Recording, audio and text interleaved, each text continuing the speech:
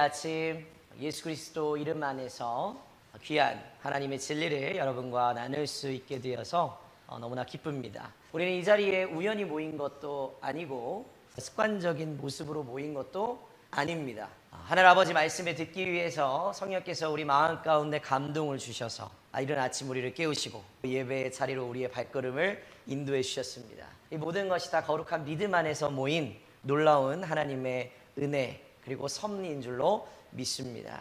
오늘 하나님 말씀을 우리 함께 나눌 때 이 말씀 가운데에서 우리는 진리를 발견하게 될 것이고, 그 진리 가운데에서 우리는 하나님께서 주시는 위로를 얻고 또 힘을 얻고 또 하나님께서 우리 가운데 제시하여 주시는 삶의 방향을 찾을 수 있게 될 줄로 믿습니다. 말씀 가운데 숨겨진 진리의 샘을 반드시 발견하시고 또 그 샘을 마심으로 말미암아서 새로워지고 또 소생되고 회복되어지는 은혜가 오늘 이 시간 가운데 풍성하게 임하게 되기를 주님의 이름으로 축원합니다.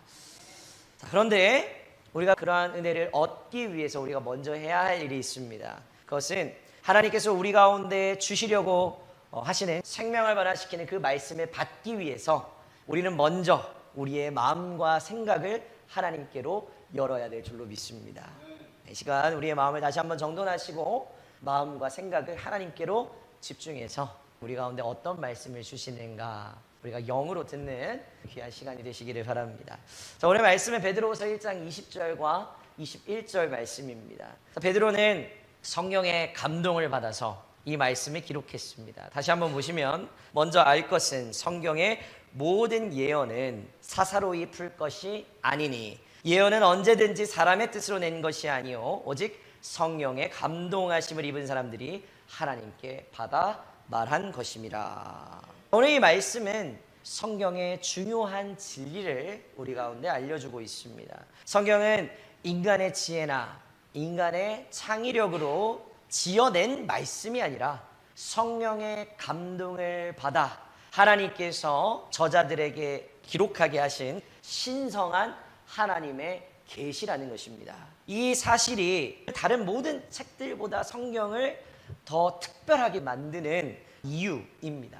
다른 것은 인간의 생각과 인간의 창의력으로 지어냈지만 성경은 인간의 창의력과 인간의 생각으로 지어낼 수 없는 하나님이 계시하여 주셔서 쓰게 하신 하나님의 신성한 계시의 말씀이라는 것입니다. 그 말씀의 능력을 우리가 체험하기 위해서 우리의 삶 가운데 자유롭게 역사할 수 있도록 우리의 마음을 자유롭게 하면 하나님의 말씀은 우리 가운데 역사하셔서 하나님의 능력을 그 말씀을 통해서 베풀어 주신다는 것입니다. 자, 하나님께서 기록하게 하신 이 말씀, 하나님께서 영감을 주셔서 우리 가운데 허락하여 주신 이 성경은 강력합니다. 그리고 스스로를 입증할 수 있는 힘을 가지고 있습니다. 그런데 우리는 이 성경을 늘 부정적인 생각으로 바라보고 있고 부정적인 생각으로 이 말씀을 읽고 있습니다. 여기에 기록되어져 있는 기적과 어떤 그런 능력들이 지금 이 시대에도 일어나겠어? 그런데 여러분, 이 말씀을 우리의 마음 가운데, 우리의 삶 가운데, 우리의 생각 가운데 자유롭게 풀어놓기만 하면 어떻게 될까요? 말씀의 능력이 우리의 삶 가운데 반드시 역사합니다. 여러분, 말씀을 받으셨다면 그 말씀의 능력을 믿고 여러분의 삶 가운데 그 말씀이 일할 수 있도록, 말씀이 능력이 될 수 있도록 한번 자유롭게 풀어놔 보십시오. 그러면 우리의 삶의 말씀이 어떻게 역사하는지를 분명하게 발견하게 될 줄로 믿습니다. 여러분, 성경은 무엇입니까? 그냥 우리의 눈앞에 이렇게 놓여있는 이 한 권의 이 두꺼운 책이 여러분 성경입니까? 아니면 단순하게 성경은 66권으로 이루어져 있는데 여러 명의 저자들이 쓴 단순한 인간의 사상이나 아니면 철학이 모여져 있는 책입니까? 아닙니다. 성경은 단순한 인간의 사상이나 철학적인 사색이 모여져 있는 책이 아닙니다. 성경책은 하나님의 영감으로 주어진 말씀이고 성령의 인도하심을 받아서 기록되어진 말씀이 바로 이 성경인 것입니다. 성경은 인간의 의지나 어떤 지혜나 지성의 산물이 아니라 온 세상 만물의 창조주 되시는 하나님으로부터 주어진 신성한 계시의 말씀인 것입니다. 베드로는 이 진리를 강조하고 있는 거예요.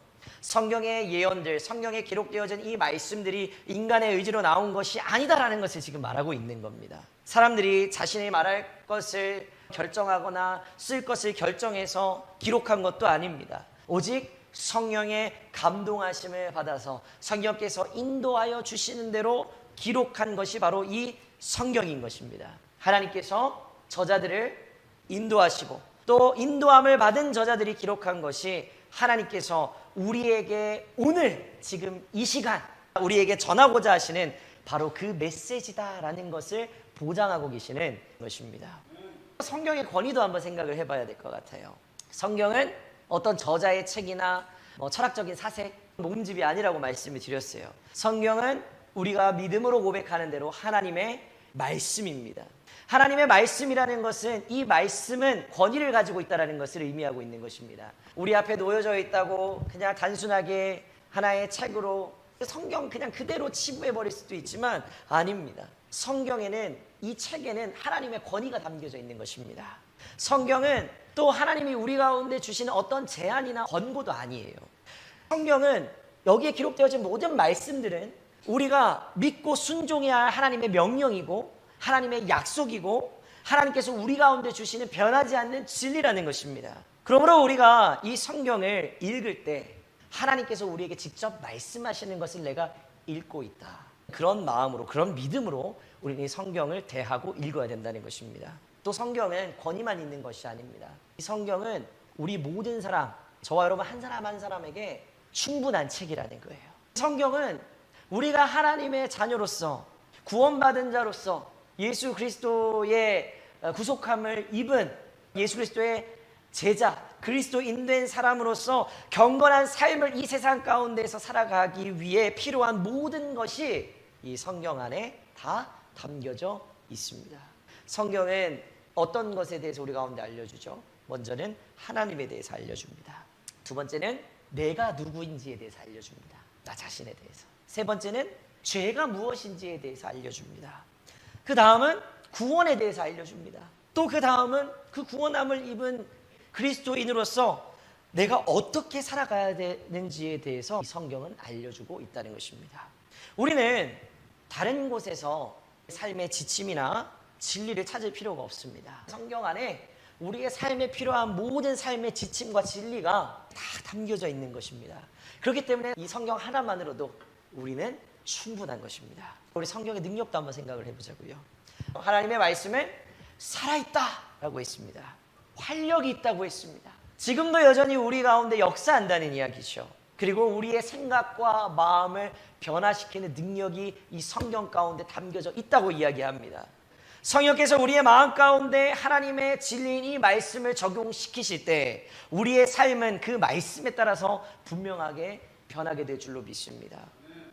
여러분 생각해 보세요. 이 권위와 이 충분함 그리고 이 성경의 능력, 인간의 힘으로 지어져서 가능한 걸까요? 아닙니다. 인간의 힘으로 지어져서 가능한 게 아니라 인간의 힘을 초월한 신성한 그 기원, 바로 하나님으로부터 시작되었음을 확인할 수가 있는 것입니다. 그러므로 성경은 누구로부터 온 것입니까? 하나님으로부터 온 것입니다. 하나님의 권위가 있습니다. 그리고 성경 하나로 우리는 충분한 것이고 또 이 말씀은 능력을 가지고 있다는 것입니다. 그렇기 때문에 우리는 이 성경을 신뢰할 수 있는 것입니다. 왜 많은 사람들이 이 성경을 읽고 삶이 변화될까요? 성경은 능력이 있습니다. 사람이 지었으면 절대 능력이 나타나지 않습니다. 여러분 인생이 변화되고 싶으시다고요? 뭐 해야 될까요? 성경을 읽어야 됩니다. 성경을 읽으면 변화되게 되어 있습니다.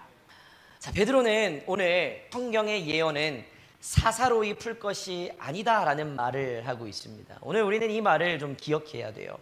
사사로이 풀다라는 이 표현을 좀 직역을 해보자면 자기 자신의 해석 또는 자기 자신의 설명을 의미하고 있습니다. 성경은 개인의 이해나 상상력으로 만들어진 게 아니라 하나님께서 성령을 통해 주신 것이기 때문에 자기 자신만의 이성적인 판단이나 지식적인 것으로는 성경을 다 이해할 수가 없다는 것입니다. 성경을 바르게 이해하려면 필요한 것이 분명히 있는데 우리 가운데 필요한 건 바로 성령입니다.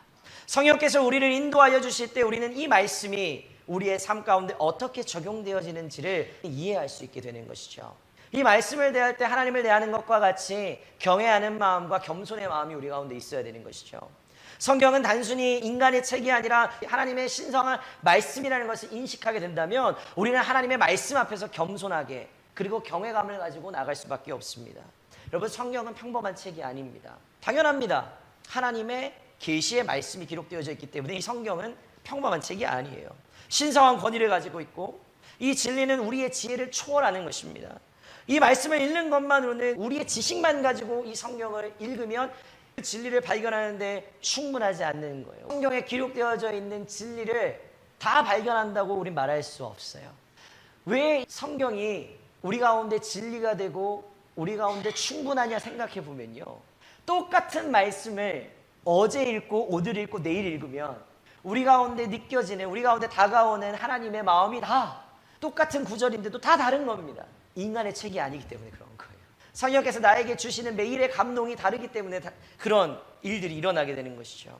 그렇기 때문에 이 성경에 대해서 우리가 정확하게 알고 하나님이 우리 가운데 어떤 말씀을 하시는가 진리를 명확하게 발견하기 위해서 필요한 것은 성령을 의지할 때 가능한 것입니다.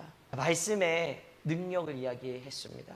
말씀의 능력은 창세기로부터 요한계시록까지 성경 전반에 걸쳐 울려 퍼지는 주제입니다. 하나님께서 말씀으로 세상을 창조하신 것에서부터 오래된 예언들에 이르기까지 말씀의 능력이 얼마나 큰지 우리 가운데 알려주고 있습니다. 하나님께서 영감을 주시고 또 사람들에 의해서 기록되어진 이 성경 말씀에 특별한 능력을 가지고 있습니다. 말씀은 지금 이 순간에도 살아있고 활동적이고 어떤 양날의 검보다도 더 날카로워서 우리의 깊은 속마음을 꿰뚫는 것입니다. 우리의 삶을 변화시키는 말씀의 능력이 발휘되기 위해서 필요한 것은 바로 성령입니다. 창조 때 무리에 운행하셨던 그 성령, 성경의 저자들에게 영감을 주셨던 그 성령, 그 성령께서 우리가 말씀을 깨닫도록 인도해 주시는 것입니다.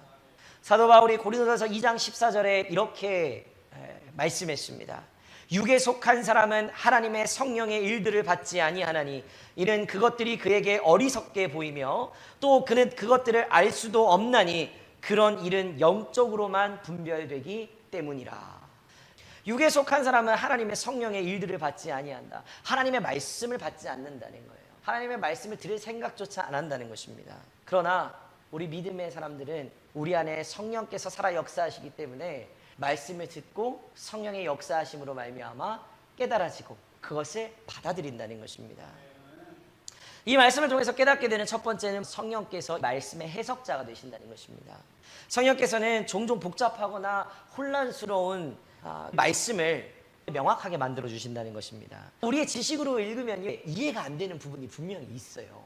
그리고 우리가 이성적으로만 생각해 봐도 성경이 이해가 안 되는 부분이 분명히 있죠. 예수님이 남자 없이 어떻게 동정녀인 마리아에게서 이건 이해가 절대 될 수 없는 거거든요. 근데 여러분 믿으시잖아요? 그죠? 어떻게 믿을 수 있을까요? 이성적으로는 안 믿어져요. 그러나 성령께서 믿게 하시니까 믿어지는 거예요. 성령이 우리에게 역사하셔서 명확하게 만들어주는 겁니다. 성령은 우리의 눈을 열어서 보게 하시고 귀를 열어서 듣게 하시고 우리의 마음을 열어서 이해하게 하신다는 것입니다. 모든 사람이 성경을 볼 수 있습니다. 또 말씀을 들을 수 있습니다. 그러나 마음을 열어서 이해되는 것은 모든 사람이 할 수 있는 건 아니에요. 성령이 내 마음 가운데 역사하실 때 그 일들이 일어나게 되는 겁니다. 여러분 가운데 성령이 역사하지 않으면 이 성경은 닫힌 책으로 끝나는 거예요.